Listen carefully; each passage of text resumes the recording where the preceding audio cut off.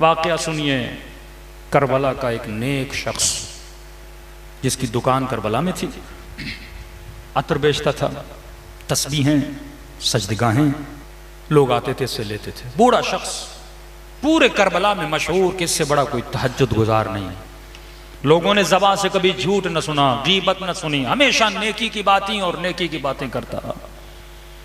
حرم امام حسین کا ایک خادم جو خدام کا لیڈر ہوتا ہے، اس کا انتقال ہو گیا۔ خدام نے میٹنگ کی کہ اب ہمیں ایک نئے خادم کا انتخاب کرنا ہے، کس کا انتخاب کریں؟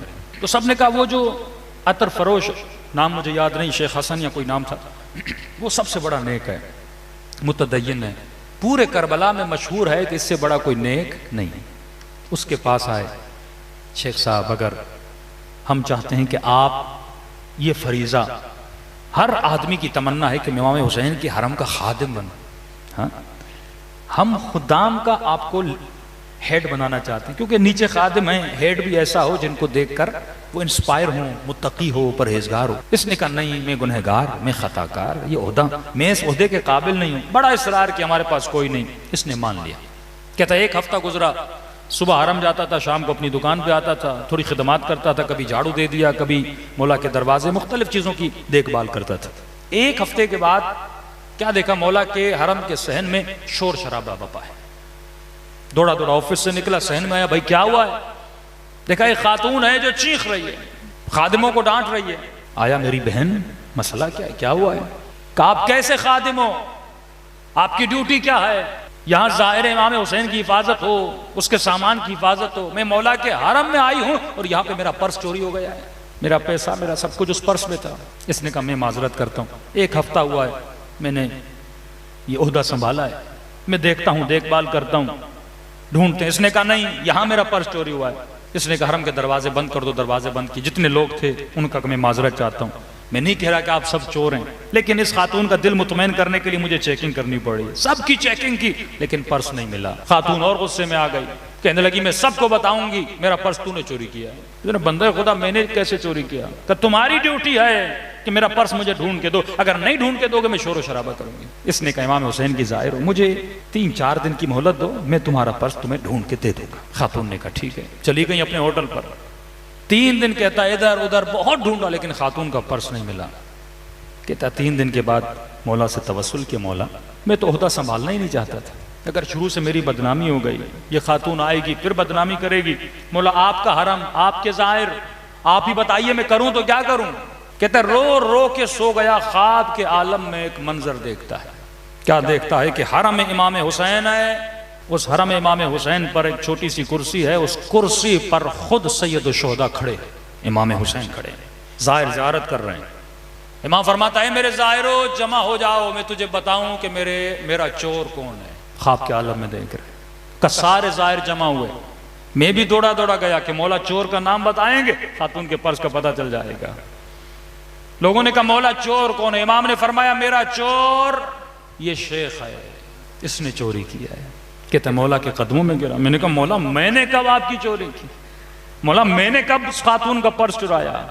آپ تو بہتر واقف ہیں، میں نے چوری نہیں کی۔ امام نے کہا میں پرس کی بات نہیں کر رہا۔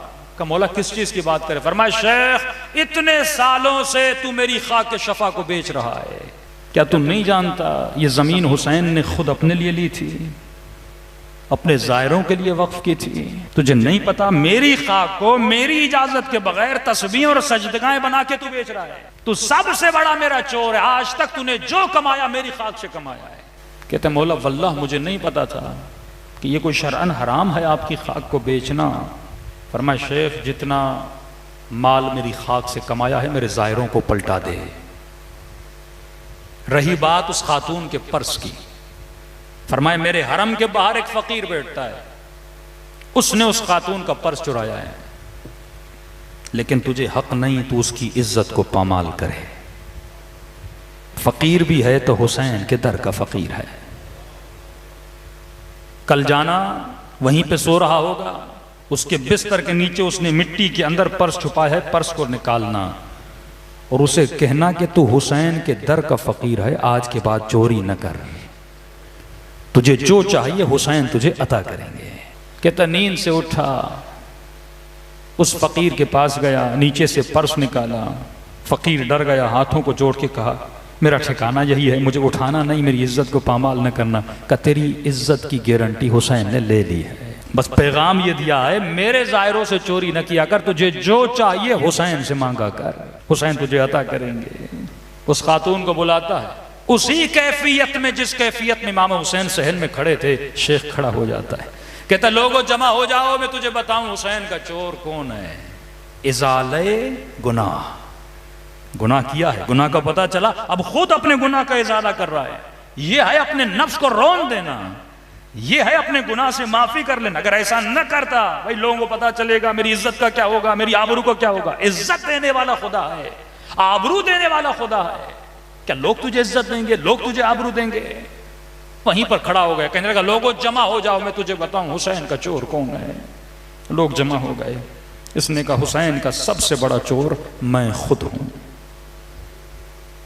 لوگوں نے کہا شیخ تو متدین ہے، تو نمازی ہے، کیوں خود پہ بہتان لگا رہا ہے؟ ہم جانتے ہیں تجھ سے بڑا نیک کوئی نہیں ہے۔ کہا تجھ سے زیادہ مجھے حسین جانتا ہے، حسین مجھے جانتا ہے کہ میں کیا ہوں، میں نے کیا کیا ہے۔ آقا نے خواب میں کہا تو میرا چور ہے، اتنے سال سے میں نے حسین کی تربت کو بیچا ہے جس کی اجازت نہیں ہے۔ لہٰذا اے لوگوں، جس کو پتا ہے، جس نے مجھ سے لی ہے، آ کر مجھ سے پیسے واپس لے لے۔ کہتے ہیں کہ ڈیلی بیسس پہ لوگ آتے تھے، شیخ پیسے دیتے رہتے تھے، دیتے رہتے تھے، دیتے رہتے تھے۔